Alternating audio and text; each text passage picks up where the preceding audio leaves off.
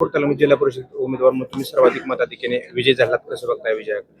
सर्वप्रथम मी इंदापूर तालुक्यातील मायबाप जनतेचे मनापासून आभार मानते। बावडा लुमेवाडी गटातील सर्व आमच्या आमच्या सर्व मतदान ज्यांनी आपल्या मायबाप जनतेने केले, सर्वांचे मी मनापासून आभार मानते। कारण त्यांनी एवढं प्रेम, एवढं पद्धतीने आपुलकीने मला मतदान केलेलं आहे आणि निश्चित पद्धतीने हा विजय हा जनतेचा विजय आहे। दुसऱ्या वेळेस आपण जिल्हा परिषदेवर गेला, काय आ- जिल्हा परिषदेला खरं तर आता ही दुसरी माझी टर्म आहे आणि खऱ्या अर्थाने परत एकदा जनतेचेच मी मनापासून आभार मानते आणि राष्ट्रवादी काँग्रेस पक्षाचे जे ज्येष्ठ नेते होते अजितदादा पवार यांना मी भावपूर्ण श्रद्धांजली अर्पण करते। कारण शेवटी आम्ही इंदापूर तालुक्यातील सर्व 24 उमेदवार हे दादांनी एबी फॉर्म साईन करून दिलेले आम्ही शेवटचे 24 उमेदवार होतो आणि आज दादांचं स्वप्न पूर्ण झाले। कारण जिल्हा परिषद म्हणजे दादांचं जीव की प्राण होता आणि मी बघितलंय, कारण जिल्हा परिषदेमध्ये मी काम करत असताना दादा तेव्हाही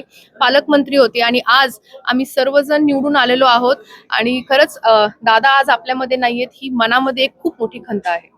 15,500 म्हणजे तब्बल मताने तुम्ही निवडून आलाय, खूप मोठं ओझं आता जनतेने तुमच्याकडे टाकलं, काय सांगा? मी जसं म्हटलं की मी इंदापूर तालुक्यातील आणि बावडा लुमेवाडील गटामधील सर्व जनतेचे मनापासून आभार मानते। कारण खूप आपुलकीने प्रेमाने जनतेने मला एवढ्या मताधिक्य देऊन निवडून दिलंय। मागच्याही निवडणुकीला खूप चांगल्या पद्धतीने मताधिक्य देऊन निवडून दिलं होतं।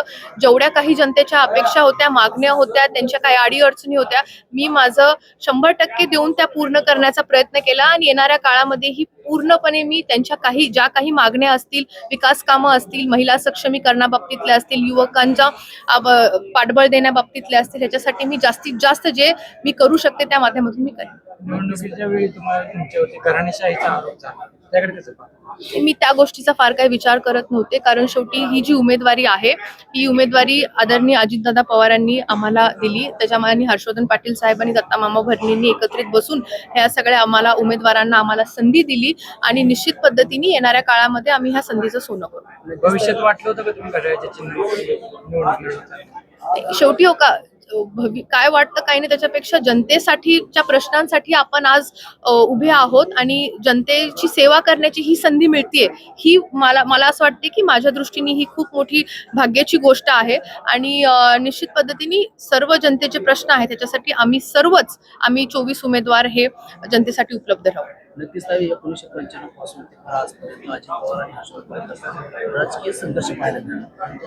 युती झाल्यानंतर अजित पवार हे निवडणुकीच्या रिंगणामध्ये नाही, आपल्या खायात नाही, काय कसं? खरं तर इंदापूर तालुक्यामध्ये एक मोठा दुःखाचा डोंगर कोसळला जेव्हा 28 तारखेला ही दादांची जाण्याची जेव्हा बातमी आमच्या पुढे आली। कारण आम्ही सर्वजण तयारीत होतो की दादांची खूप चांगल्या पद्धतीची सभा हे आमच्या इंदापूर तालुक्यामध्ये होईल, पण शेवटी नियतीचा खेळ वेगळाच होता आणि आज एका मनामध्ये मोठं दुःख आहे की आज अजितदादा ज्यांनी आम्हाला हे एबी फॉर्म देऊन आम्हाला उमेदवार म्हणून आम्हाला त्यांनी रिंगणात उतरवलं, ते आज आपल्यामध्ये नाहीयेत। त्यामुळे आम्ही सर्व उमेदवार हा जो आपला मिळालेला 24-0चा जो विजय आहे हे आम्ही अजितदादांना समर्पित करतो। दादा जिल्हा परिषद अध्यक्षपदाची संधी ते अजून मी काय बोलू शकत नाही, ते शेवटी पक्षश्रेष्ठी ठरवते। एकच वादा, अजित दादा अमर रहे, अमर रहे, अजित दादा अमर रहे।